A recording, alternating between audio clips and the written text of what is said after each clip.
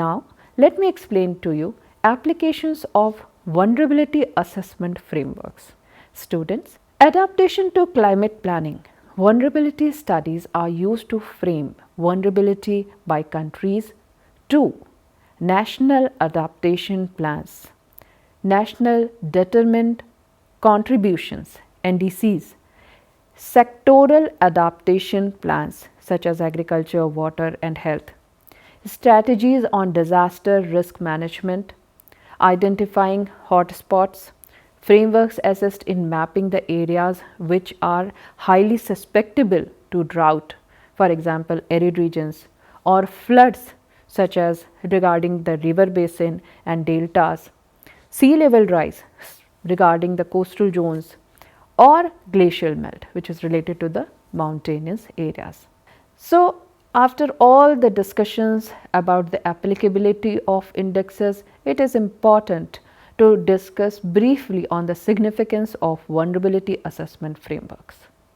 Students, as we know that climate change is not a recent development, but rather a socio-economic and political issue of concern today. Vulnerability assessment models enable us to realize who is most at risk, why they are vulnerable, what factors intensify risk, how vulnerability vary over time, what are the ways to make resilience better.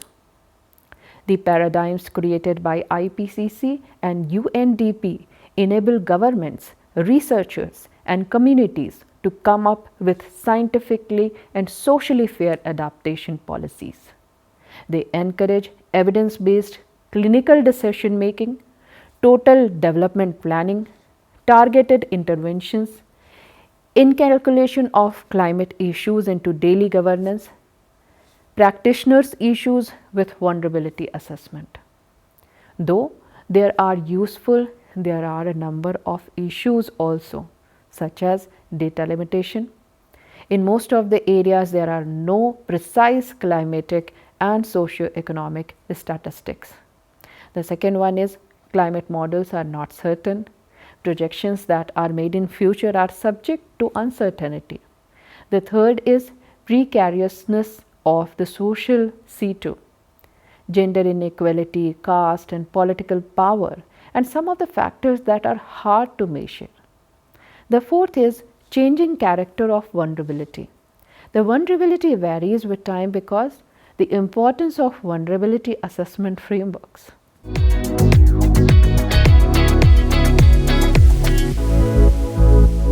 Now, let me also explain to you the resource allocation and funding.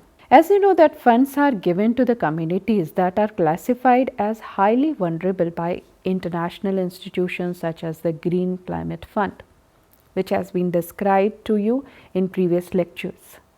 Community-based adaptation participatory approaches are useful in designing interventions like diversification of livelihood, ecosystem-based adaptation, improved water management, resilient framing to climate changes.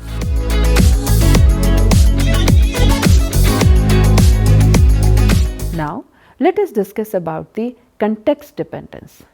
What is this? The outcome of the livelihood vulnerability index are determined by the regional settings. What can be an indicator in one area will be irrelevant in another. So, comparison between livelihood vulnerability index and other vulnerability assessment frameworks is also necessary.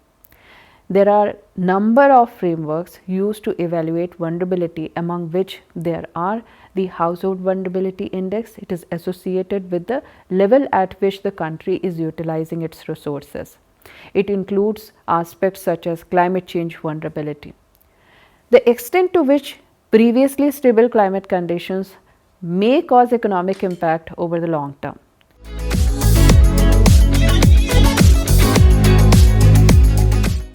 Next is, as I discussed, the Sustainable Livelihood Framework. Livelihood Vulnerability Index stands out because it incorporates a variety of dimensions. It offers one composite score, it is user-friendly, it is in line with SLF and IPCC models. Other frameworks can offer a more detailed understanding of the dimensions, yet Livelihood Vulnerability Index offers the balance between the comprehensive approach and the pragmatic approach. So, the LVI and sustainable development, the Livelihood Vulnerability Index can be an important part of the process of achieving the sustainable development goals. How?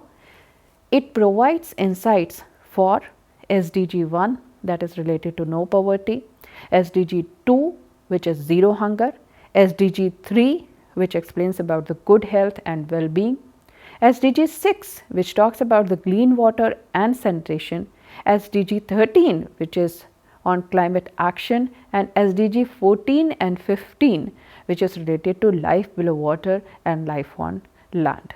Students, governments and organizations can use vulnerable population to initiate specific development programs. Livelihood Vulnerability Index in the context of India is very popular in studying vulnerability in states and communities. As I explained to you, regions like Himalaya, coastal Odisha, Sundarban, Rajasthan, as well as northeastern states are some of the key areas for study purpose. The common findings revealed much exposure to rain-fed farming areas, high sensitivity among tribal as well as marginalized population, water scarcity as one of the main vulnerability factor. Apart from that, good influence of social network on decreasing vulnerability, climate variability with major effects in agriculture. So, a study based on LVI have been used to inform watershed planning and development, climate adaptation and rural livelihood missions. Applying Livelihood Vulnerability Index to future planning and building of resiliency.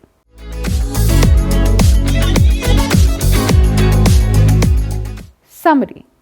To summarize the entire lecture, the Livelihood Vulnerability Index is a flexible, potent and multifaceted instrument of explaining how communities, households and people find vulnerability amidst the evolving world.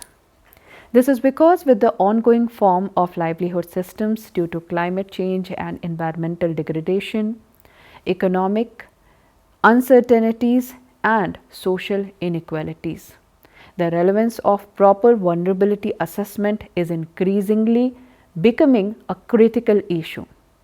Livelihood Vulnerability Index combines socio-economic, environmental and climatic aspects in order to give a clear and holistic image of vulnerability.